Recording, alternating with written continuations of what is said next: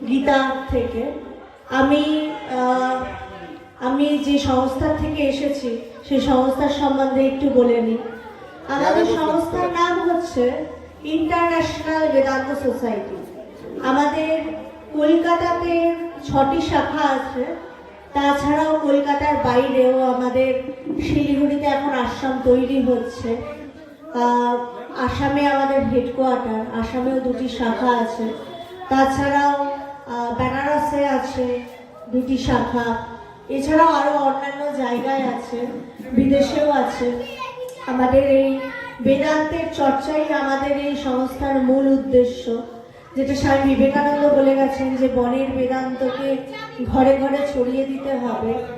সেই কথা, সেই বাণীকেই উদ্দেশ্য করে আমাদের গুরুদেব, তিনি প্রত্যেকটা মুহূর্তে কাজ করেছেন দেশ থেকে দেশান্তরে। যতটা পারা যায় এই বাণী সাধারণ মানুষের কাছে যতটা পৌঁছানো যায়, কারণ বেদ বেদান্ত তো আমরা বেশিরভাগ মানুষ তত্ত্ব কথা বলে ভাবি এবং সেটার থেকে কিছুটা বিরতই থাকি, দূরে থাকি, যে এই চর্চা করব, এই চর্চা করার জন্য হয়তো আমাকে এটা করতে হবে, সেটা করতে হবে, আমাকে হয়তো স্নান করে এই করে, তাছাড়া আমি বই ছুতেই পারবো না। তাতে কি হয় যে দিনের সময় কখন পেরিয়ে যায় আর ওই শুদ্ধ চিত্ত করে আর বই নিয়ে বসাই হয় না। কিন্তু বেদান্ত চর্চা বা গীতা পাঠের আসল উদ্দেশ্য হচ্ছে যে মনটা শুদ্ধ আছে কিনা। আমি এই যে এখানে আমরা যে বসে আছি, এখানে চারিদিকে কিন্তু গাড়িও যাচ্ছে, কিছু আলাদা মানে চিৎকার চেঁচামেচিও হচ্ছে, কিন্তু যাদের আমাদের শোনাটা উদ্দেশ্য তারা কিন্তু অন্য কোনো দিকে তাকাচ্ছি না, আমরা কিন্তু মনটা এখানে দিয়েই বসে আছি। এটাই হচ্ছে আসল, যে যখন আমি গীতা পাঠ করব বা যে কোনো বেদান্তের চর্চা করব, সেটার আসল উদ্দেশ্য হবে যে আমার মনটা সেই জায়গায় আছে। তো গীতা পাঠ শুরু করবার আগে সর্বপ্রথমে আমার গুরু, ইন্টারন্যাশনাল বেদান্ত সোসাইটির প্রতিষ্ঠাতা প্রাণপুরুষ উপাস্য শ্রী শ্রী ভগবানের চরণে শতকোটি প্রণাম জানাই। এবং মঞ্চে আমার সাথে যারা যারা আছেন, তেজময়ী মাতাজি, সজল বাবু, তাপস বাবু, আরও অন্যান্য কমিটির যারা আছে, তাদেরকেও আমার অনেক শুভেচ্ছা, প্রণাম। আমি আজকে আলোচনা করব গীতার 2য় অধ্যায় থেকে।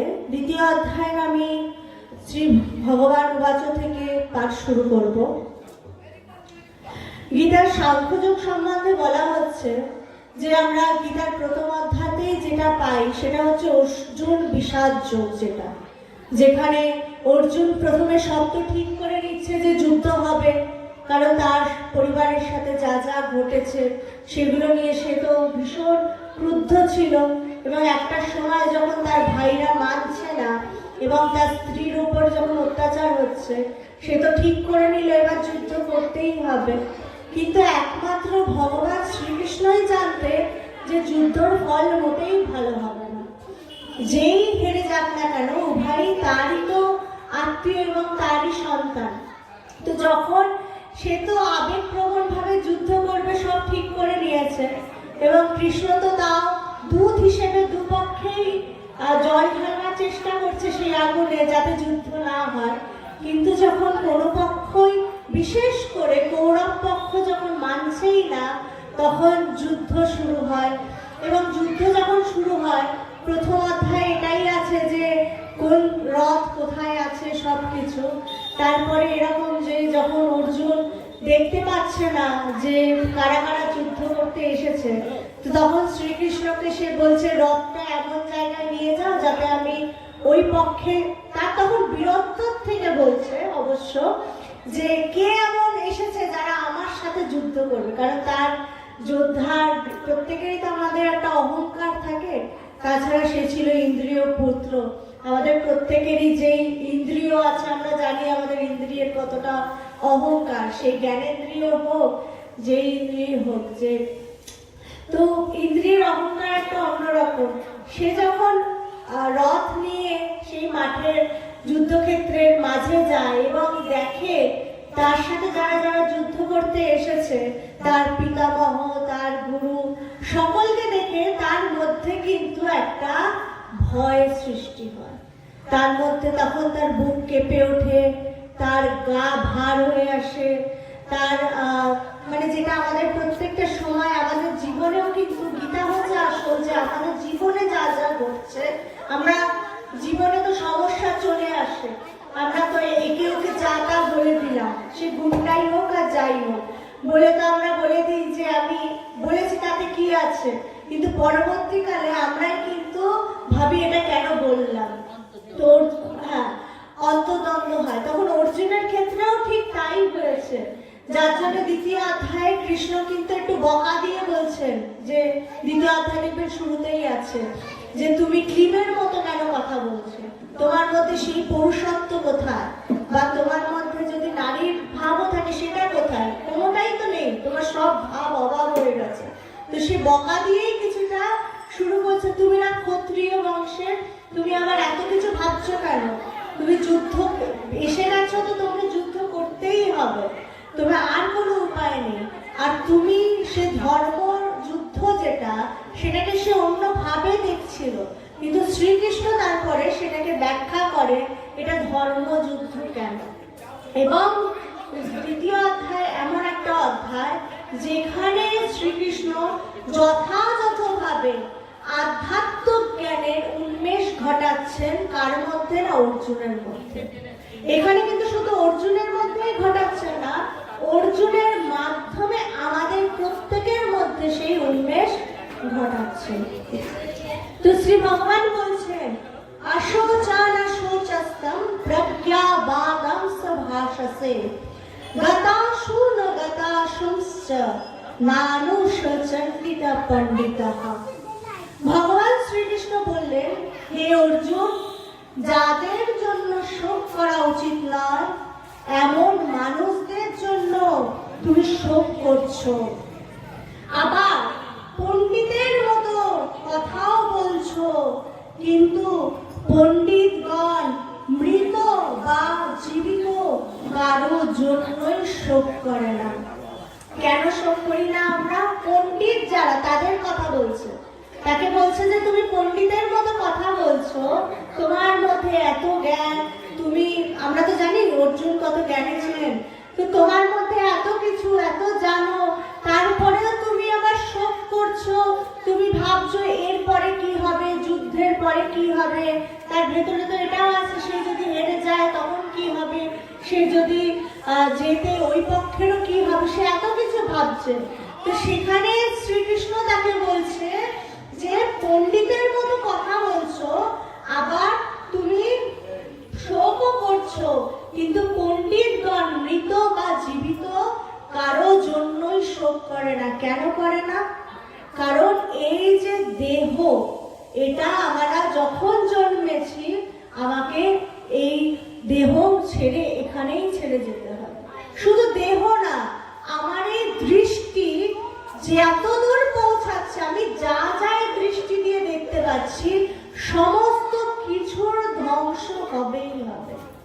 আমি যেটা দেখতে পাচ্ছি না, যেটা ইন্দ্রিয়ের গোচর নয়, সেটা হচ্ছে একমাত্র আত্মা, এবং সেটার ধ্বংস হবে না, সেটা একমাত্র প্রত্যেকটা মুহূর্তে প্রত্যেকটা সময় ছিল এবং থাকবে। না দেবহম জাতু নাসম নাথম নেমে জনাধীপহ না চৈব না ভবিষ্যামহ সর্বে বয়ন্তঃ পরম। এমন নয় যে আমি আগে ছিলাম না, বা তুমি ছিলে না, বা এই রাজন্য বর্গ ছিল না, এবং পরেও যে আমরা সকলে থাকবো না তাও নয়।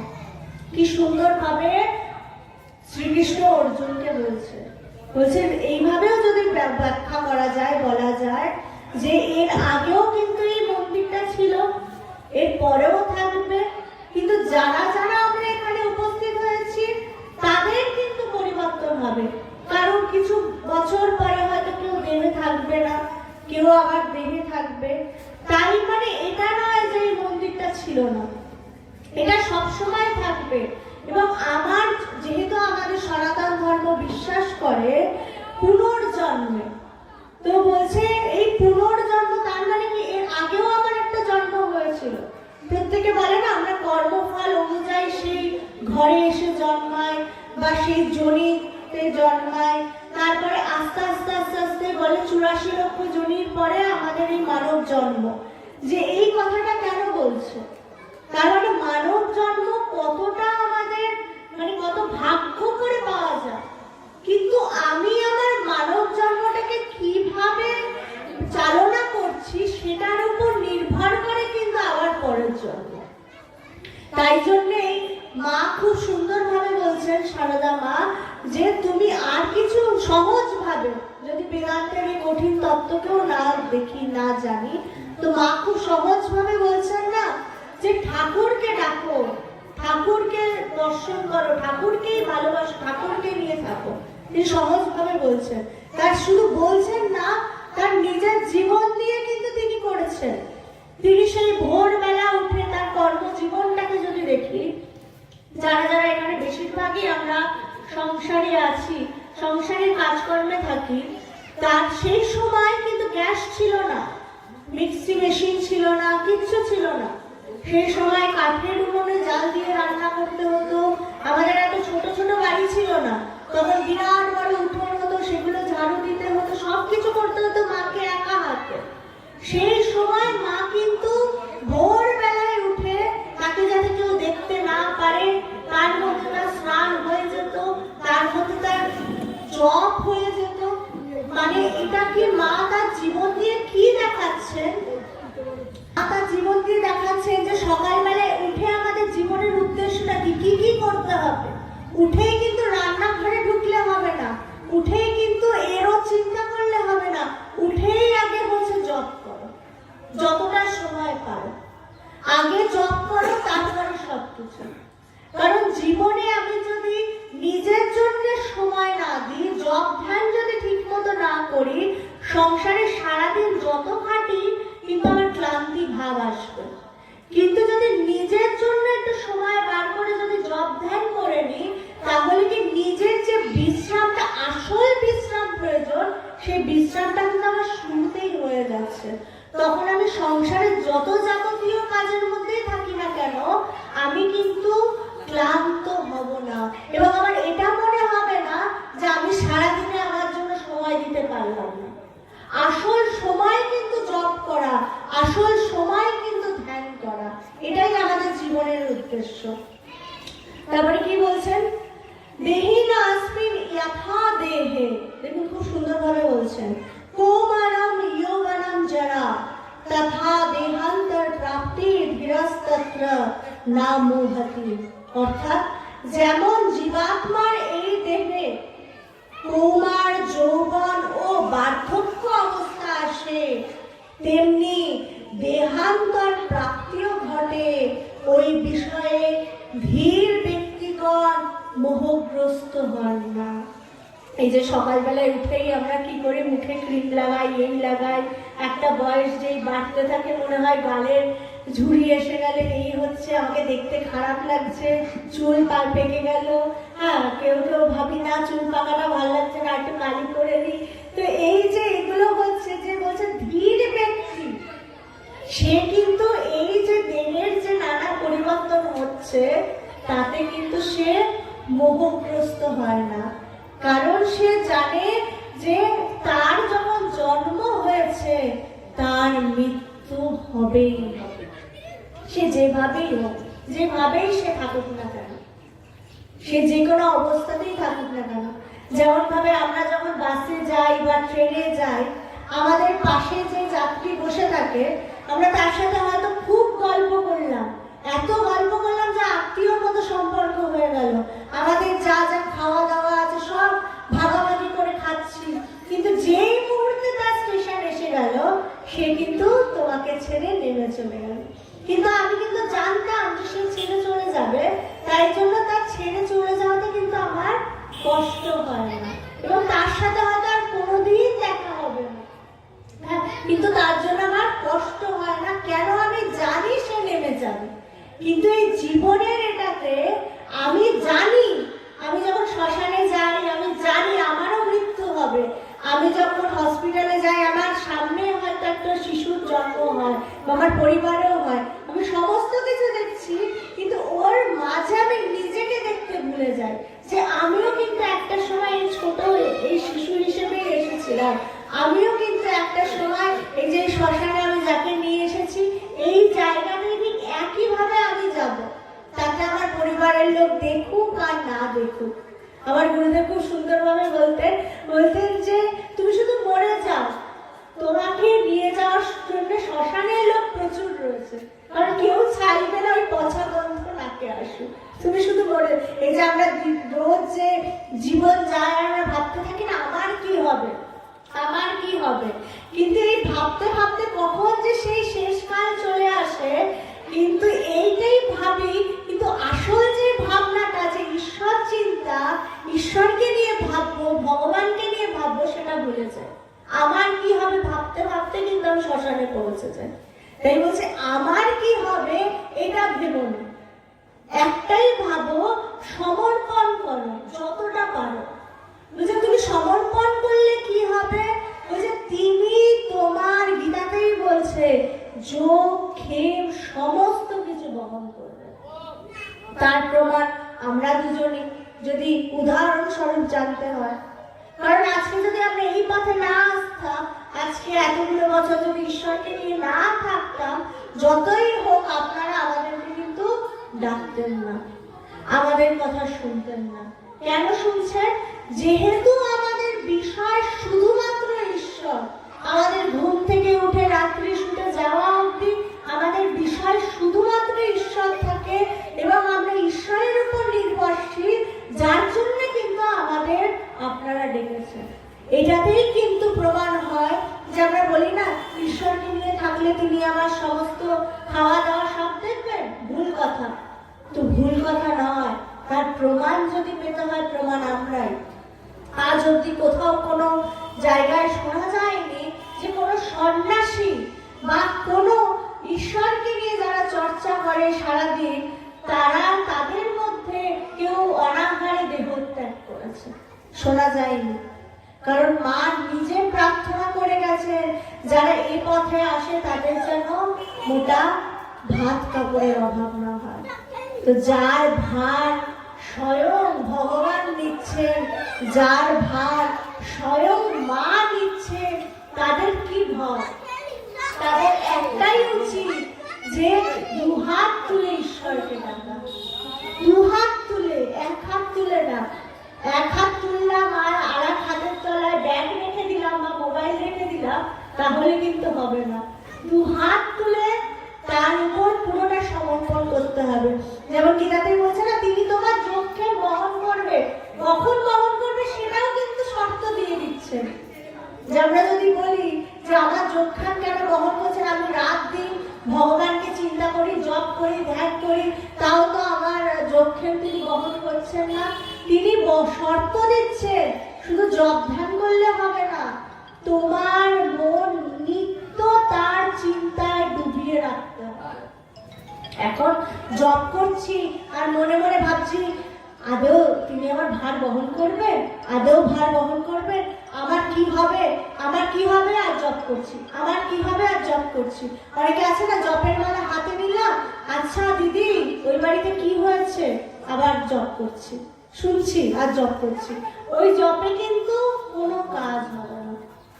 জপ মানে হচ্ছে ঠিক ঠিক জপ করা, যখন তোমার মন তার চরণে পুরো ডুবে যাবে, এমন ভাবে ডুবে যাবে জপ করতে করতে তুমি শুধু তাকেই তোমার স্মরণ মননে আসবে এবং তোমার চোখ থেকে প্রেমাশ্রু বইবে, সেটা হবে, সেই দিন হবে ঠিক ঠিক জপ। এইটা হচ্ছে আসল জপের উদ্দেশ্য। কিন্তু এটা না কোনো রকমে 108 করলাম আর লোককে বললাম 1 লক্ষ বার আমি জপ করি দিন, ওই জপ করে কোনো লাভ হবে না। 108 বারই করো, কিন্তু নিষ্ঠা সহকারে করো, এমন ভাবে করো ডুবে যাও, এমন ভাবে করো তোমার সামনে শ্রীকৃষ্ণ আসতে যাতে বাধ্য হয়। এইটা হচ্ছে আসল, এটাই হচ্ছে আমাদের জীবনের কিন্তু উদ্দেশ্য, যেটা আমাদের ঠাকুর, মা, স্বামীজি সবাই বলছেন।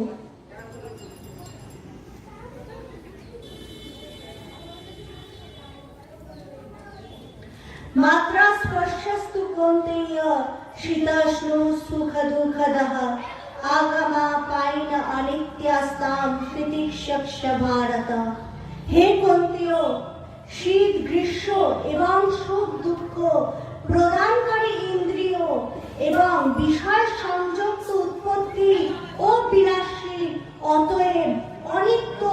সুতরাং হে ভারত, তুমি সকল সহ্য করো। কুন্তীয় মানে সে যেহেতু কুন্তী পুত্র ছিল, তাই তাকে বলছে হে কুন্তীয়, তাকে সহ্য করতে বলছে।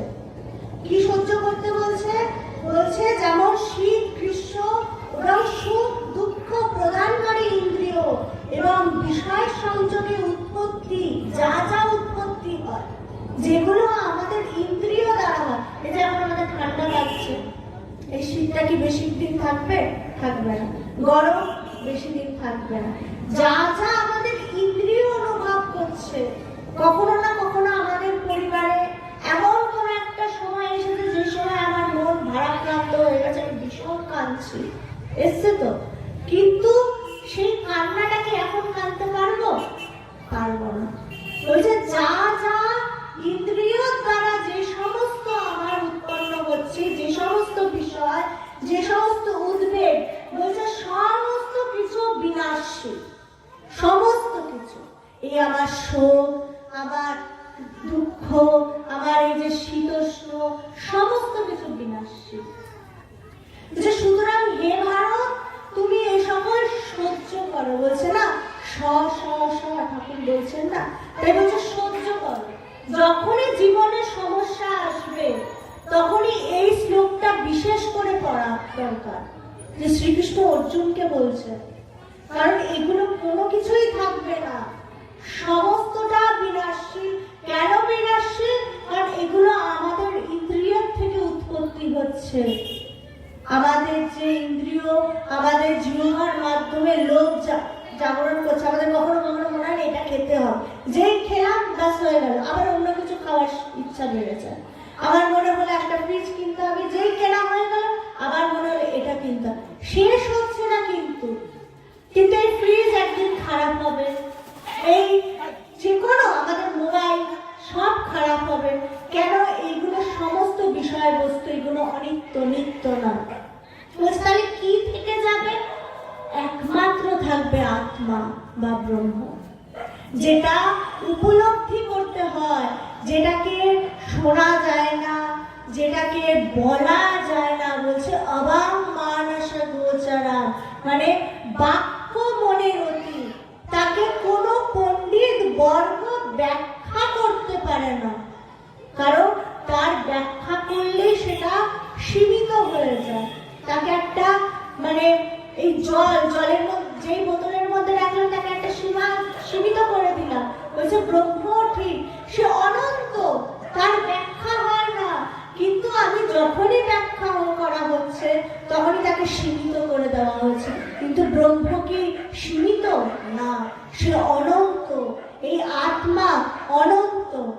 এই যে আমরা যে প্রত্যেকে আলাদা আলাদা বসে রয়েছি, ভাবছি প্রত্যেকে আলাদা আলাদা, যে মুহূর্তে আমি উপলব্ধি করবো সেই ব্রহ্মকে, তখন কিন্তু আর এই অনুভব থাকবে না যে সবাই আলাদা।